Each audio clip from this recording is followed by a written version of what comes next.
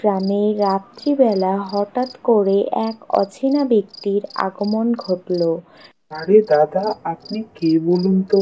আপনাকে তো এই গ্রামে আগে কখনো দেখিনি। আপনি আমাকে চিনতে পারবেন না। আমি এই গ্রামে নতুন এসেছি। এত রাতে কোথায় থাকবো? থাকার কোনো জায়গা পাচ্ছি না। আমাকে থাকার একটা ব্যবস্থা করে দেবেন? সে নয় থাকার ব্যবস্থা করে দিলাম, কিন্তু আপনাকে তো ঠিক চিনতে পারলাম না। চেনা না চেনায় কি যায় আসে বলুন তো দাদা? সময় হলে সব জানতে পারবেন। না না, তাই বলে এক অচেনা ব্যক্তিকে আমি থাকার ব্যবস্থা করে দিতে পারবো না। তুমি কে? তোমার পরিচয়ও তো দিচ্ছ না আমাকে। সঠিক পরিচয় দিলে তবেই তো আমি থাকতে দিতে পারতাম। ওই যে আমি বললাম, সময় হলে ঠিক জানতে পারবেন আমি কে। দূর বাপু, রাত্রিবেলা এত হেয়ালি করে কথা বলছো কেন বলো তো? পথ ছাড়ো, আমাকে বাড়ি যেতে দাও তো। দাদা, আমাকে একটু থাকতে দিলে আমার খুব উপকার হতো। আমি তো এই গ্রামে সেরকম কাউকে চিনিও না। আরে, ওই জন্যই তো তোমার পরিচয় জানতে চেয়েছি। তুমি তো তোমার সঠিক পরিচয় দিচ্ছ না, তাহলে আমি কি করে থাকতে দিই বলো তো? রাত অনেক হয়েছে, এত কথা বললে চলবে না, আমাকে এবার বাড়ি যেতে হবে। এই বলে রামলোচন সেখান থেকে বাড়ি চলে গেল।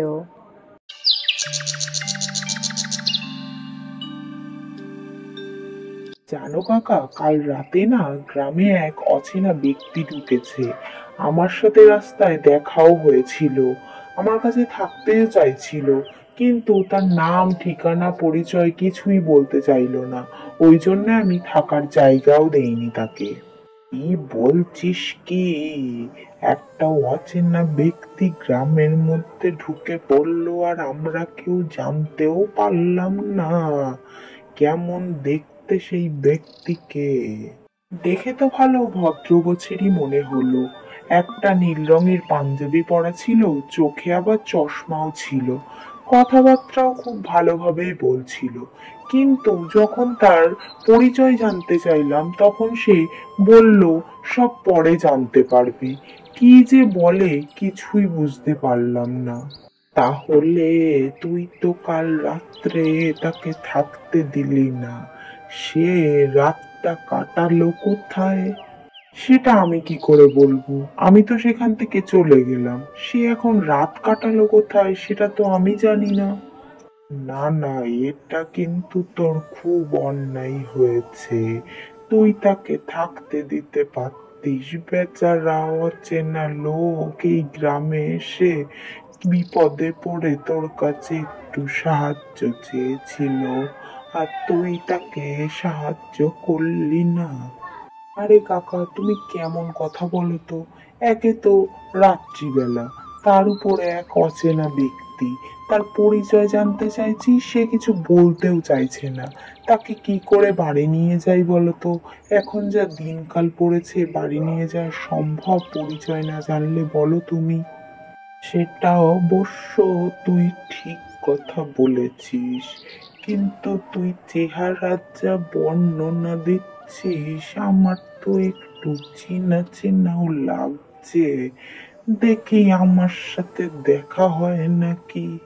হ্যাঁ কাকা, তুমি দেখো, আজ সকালে হয়তো তোমার দোকানে চা খেতেই এলো, তখন তোমার সাথে দেখা হয়েও যেতে পারে। কাকু, তুমি কে বলো তো? তুমি কাল রাতে আমাদের গ্রামে এসছো না? রামলোচন কাকা বললো আমাদের। হ্যাঁ, তোমরা ঠিকই শুনেছো, আমি কাল রাতেই তোমাদের গ্রামে এসেছি। তা তোমার নাম কি কাকু? তোমাকে তো আগে কোনোদিন এই গ্রামে দেখিনি আমরা। আমার নাম আমার নাম তোমরা পরে জানতে পারবে। কেন কাকু, পরে জানতে পারবো? এখন শুনলে কি হবে? কিছুই হবে না। পরে যদি শুনতে পাও তাহলে তোমাদেরই ভালো হবে। আচ্ছা কাকু, কাল রাত্রিবেলা তুমি কোথায় ছিলে বলো তো? রামলোচন কাকা তো তোমাকে তার বাড়িতেই থাকতে দিল না। তাহলে তুমি কার বাড়িতে ছিলে? ছিলাম এক জায়গায় ছিলাম। সেসব আর তোমাদের শুনতে হবে না। আচ্ছা, তোমরা কেউ স্কুলে যাও না? এই গ্রামে কোনো স্কুল নেই? হ্যাঁ, স্কুল তো আছে কাকু, কিন্তু ওটাকে স্কুল বলা চলে না। একটা ছোট্ট ভাঙাচোরা ঘর, আর একটা স্যার আছে আমাদের। সেই স্যারই আমাদেরকে রোজ পড়ায়, কিন্তু প্রত্যেকদিন সবাই স্কুলে যায় না। আচ্ছা, স্কুলটা কোন দিকে আর তোমাদের স্যারের নামটা আমাকে বলতে পারবে? হ্যাঁ, বলতে পারবো। স্কুলটা তো ওই রাস্তার পাড়ে। আর আমাদের স্কুলে যে স্যার পড়ায়, সেই স্যারের নাম হচ্ছে দীপেন স্যার। তুমি যাকে বলবে সেই দেখিয়ে দেবে স্যারকে। কিন্তু কাকু, তুমি স্কুলের কথা কেন জিজ্ঞেস করছো? জিজ্ঞেস করছি কারণ আমার একটা দরকার আছে। ওই জন্যই তো আমি তোমাদের স্কুলের কথা জিজ্ঞেস করলাম। আচ্ছা ঠিক আছে, আমি যাই, তোমাদের স্যারের সাথে দেখা করে আসি, পরে আবার তোমাদের সাথে দেখা হবে।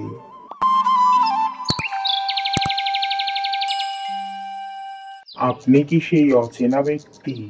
আচ্ছা, আপনি আমার কথা সকালবেলা জিজ্ঞেস করছিলেন না? হ্যাঁ, জিজ্ঞাসা করছিলাম, কিন্তু আপনি কি করে জানলেন? আমাকে সুপর্ণা আর প্রফুল্ল এসে জানিয়ে গিয়েছে আপনার কথা। আপনি স্কুলের ব্যাপারে কিছু জানতে চান? তার আগে আমার একটা কথা আছে। আচ্ছা বাবা, তোমার পরিচয়টা আমাকে একটু দাও তো। তুমি কোথা থেকে এসছো এই গ্রামে? কাকু, আমি শহর থেকে এসেছি। আমার নাম নিশিকান্ত।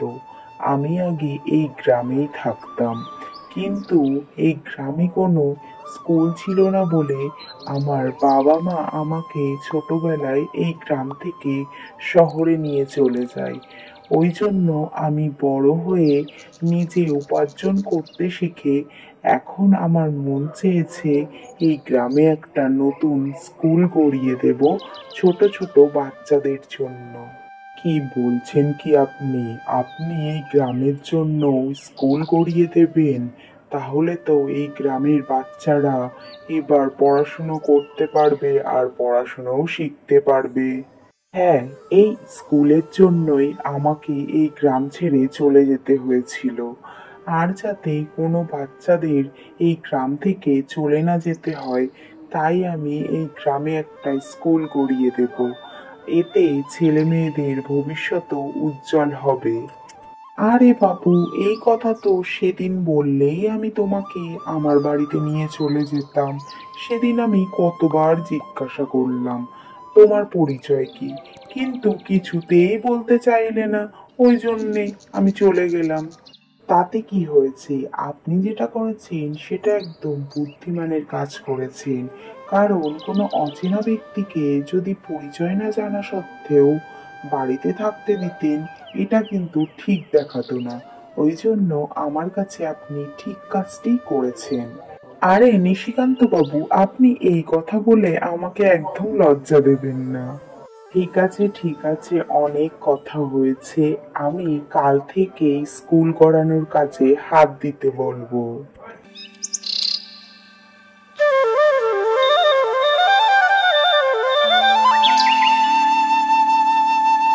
দীপেন বাবু, স্কুল আপনার পছন্দ হয়েছে তো?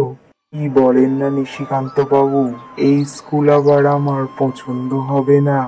আগে ওই ভাঙাচোরা একটা ঘরে বাচ্চাদের নিয়ে আমি পড়াতাম। রোদ বৃষ্টি জল সব কিছু পার করে এসেছি, আর এই এত সুন্দর স্কুল আমার আবার পছন্দ হবে না? আমার খুব পছন্দ হয়েছে। যাক, আপনার পছন্দ হয়েছে মানে আমি নিশ্চিন্ত। তবে আমার কাজ শেষ, এবার আমাকে শহরে ফিরতে হবে। যদি কোনো সময় কোনো বিপদে পড়েন বা কোনো প্রয়োজন হয়, অবশ্যই আমাকে জানাতে ভুলবেন না। একদম নিশিকান্ত বাবু, যদি কোনো বিপদে পড়ি আপনাকেই সবার আগে জানাবো আমি। এরপরে গ্রামের সমস্ত বাচ্চারা সেই স্কুলে পড়াশুনো শিখত আর বড় হয়ে শহরে গিয়ে চাকরি করত।